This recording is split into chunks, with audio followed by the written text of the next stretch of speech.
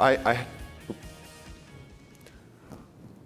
right, welcome to the Oslo project update for the Denver Summit. I am Ben Nemec. I'm the Oslo PTL for this cycle, and we'll go ahead and get started. So we always start off with kind of just a quick introduction to Oslo for anybody who's not super familiar with it. And basically, the mission for Oslo is to take all of the common code that's kind of getting copy-pasted around the different OpenStack projects and put it into some common libraries that everybody can use, and then they're maintained in one place, and everybody benefits from bug fixes and new features.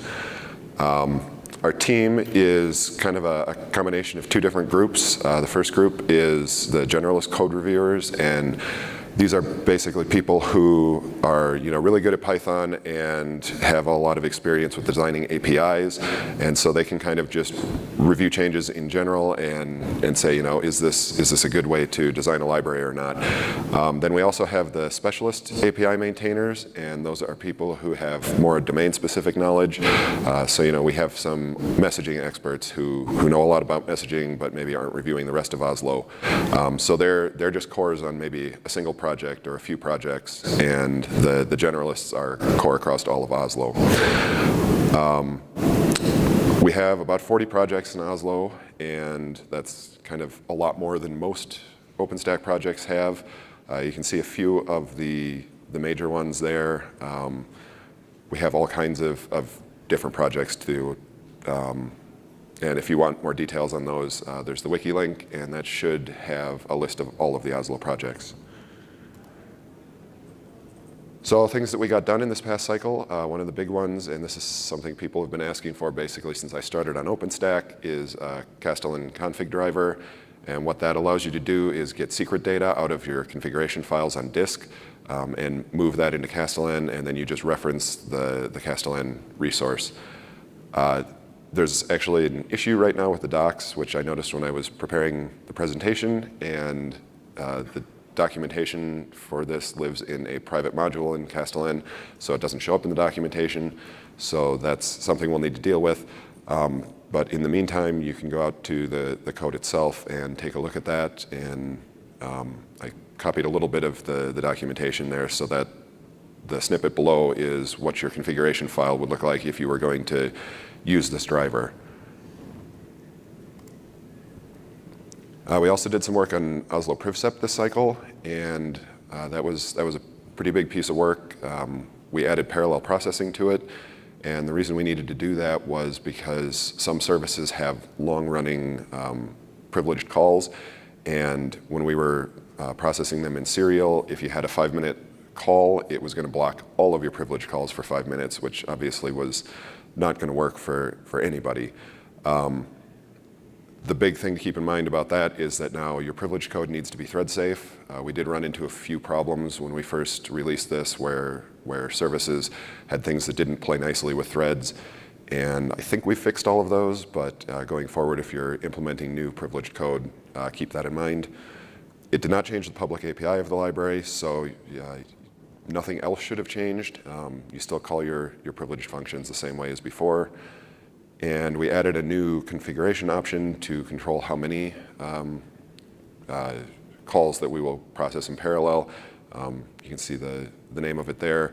It defaults to the number of processors in the system. So generally speaking, that should be okay for most people. But if you need more or less, you can tune that. Another thing that came up this cycle was Nova had a big push to get switched over to Privsep from root wrap.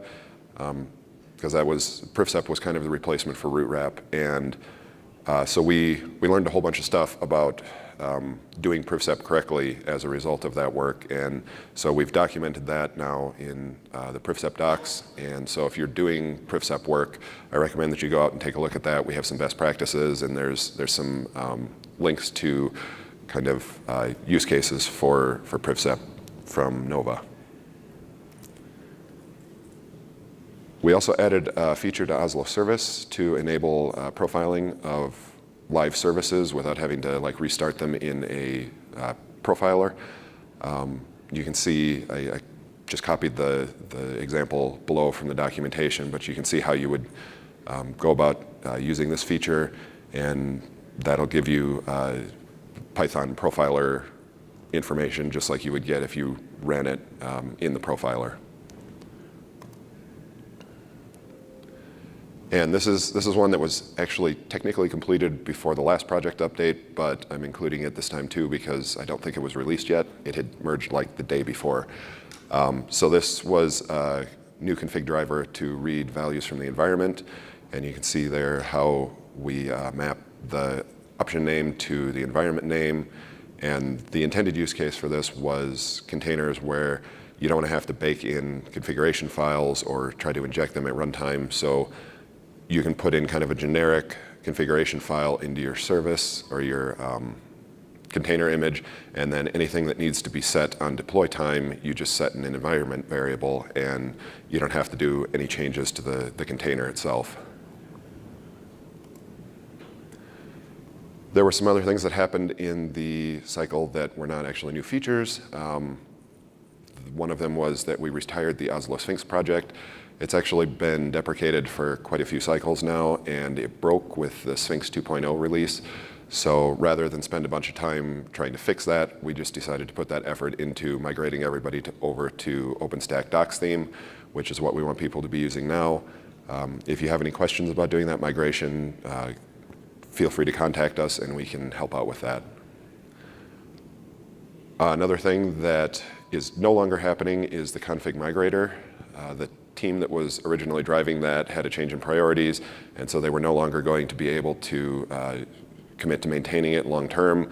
And rather than merge a whole bunch of code that then the Oslo team in general was going to have to maintain, we decided to just abandon that for now. The changes do still exist in Garrett, so if anybody wants to resurrect that work, they're certainly welcome to do that, but for the moment, this is no longer in the plan. And I've also been trying to socialize that there was a fix in the AMQP library that was related to using SSL, and this affected Oslo messaging. But unfortunately, on the stable branches, and this went all the way back to Pike, we can't change the minimum requirements because that would require a feature release, and we can't do that. So if you are running on a stable branch and you're having any issues with SSL in Oslo messaging, we recommend that you upgrade your AMQP library to at least 2.4.1. Some things that are in progress right now. The config validator was something I mentioned in the last project update. That's another thing that people had been asking for a long time. But I mentioned that dynamic groups were not handled at all, and so if you had dynamic groups in your configuration file, it was going to fail because the sample config data didn't know about those. The work that's proposed right now still doesn't really handle them, but it allows you to ignore dynamic groups so that at least your validator run won't fail spuriously because of the options in that group. On a related note, Keystone Auth token is now ignored by default as well. It turns out that they're doing some clever stuff with their option generation. That means their sample config data is not complete. So there are going to be options in the Keystone Auth token section of most services that don't show up in the sample config data, and then the validator doesn't know about it. So to address that, we've just ignored it by default. We dump out an info message so that you can tell that we're doing that. You can see that down here. And then I also updated this output to include an actual missing option because in the last project update, we had a whole bunch of Keystone Auth token options there, which was not really accurate. There's also work in progress right now to move Oslo.cache to PyMemcache for its backend library. The reason for this is that there were a bunch of issues with the current library that we're using, and they're either really difficult to solve or in some cases impossible to solve. And so it sounds like PyMemcache should be a much better library for this feature, and we're hoping to get that merged pretty soon here. We also have a spec out there for pluggable policy, and this is intended to allow deployers to use an existing policy enforcement engine that they may have deployed on site already and that they're using for other software. And we had a little bit of support for this already with HTTP checks, but that kind of required a proxy in between Oslo policy and the policy engine, because chances are they didn't understand each other.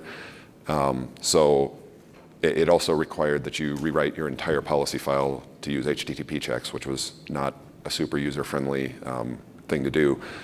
So the goal with the pluggable policy spec is to make that pluggable like Oslo config is now, and then it'll be a whole lot easier to integrate with those external policy engines. And so the design is still in progress. The spec is out there. If you have interest in that, please do take a look and give us any feedback. So as far as our cross-project work, it's all cross-project. If there's project-specific code, it doesn't belong in Oslo. A couple of things in particular that we're pushing for this cycle is adoption of Oslo.limit. I think I said that last cycle too, but we have some sessions this week to actually make progress on that. And that's for common quota enforcement across all of the services, which is another pain point that I know people have had with OpenStack for a long time. And we would also like to drive adoption of the Oslo config drivers for secret storage so that we can have people start taking advantage of that Castellan driver that I mentioned earlier. This should just be a deployment project thing. These config drivers don't change the service-side interface at all, so services don't know about this, but the deployment tools will need to be configuring the services to talk to Castellan or whatever. And every cycle, we're looking to make updates to projects to remove their dependencies on deprecated features. I mentioned the Oslo Sphinx work earlier, so that's something we'll be continuing to look at, and any other deprecated features, we'll keep doing that as usual. So if you're looking to get a hold of us, we're still on Launchpad. You can see the link there. We're still looking at Storyboard. I know there's been some progress on that in talking with the Storyboard team, so hopefully we can get there eventually. We're OpenStack Oslo on Freenode for IRC, and we use the Oslo tag on the OpenStack Discuss mailing list. And since we have the co-located PTG this week, we have a room, and that'll be Friday afternoon and Saturday mornings. So if you're looking to have any discussions with us, you can find us there as well.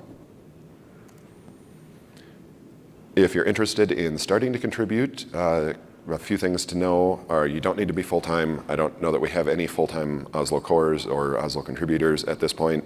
We're pretty much all splitting time with something else.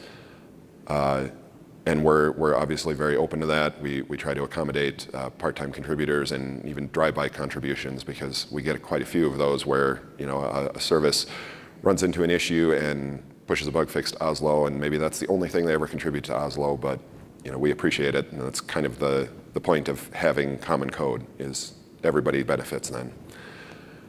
To get started, just pick a project that sounds interesting to you, review code, anything that's proposed for it, and you can take a look at the bugs in Launchpad. We have plenty of them, and we don't have enough people to fix all of them, so we always appreciate help with that. You don't need to know all of Oslo to contribute. Like I mentioned, we have domain-specific cores, and a lot of our libraries are fairly standalone, so you can go out and take a look at Oslo serialization or Oslo Privsep or whatever, and you don't need to learn 40 projects. You just need to learn that one, and it's probably not a huge project. And we're always looking for experts in particular areas. You can see there, we're particularly looking for new owners for Oslo Service, Oslo Privsep, and TaskFlow. Those are some projects that are used by a lot of OpenStack services, and we've kind of lost all of the original maintainers over the years, so we don't really have a whole lot of expertise in those areas. And that's it for my part of the presentation, so are there any questions?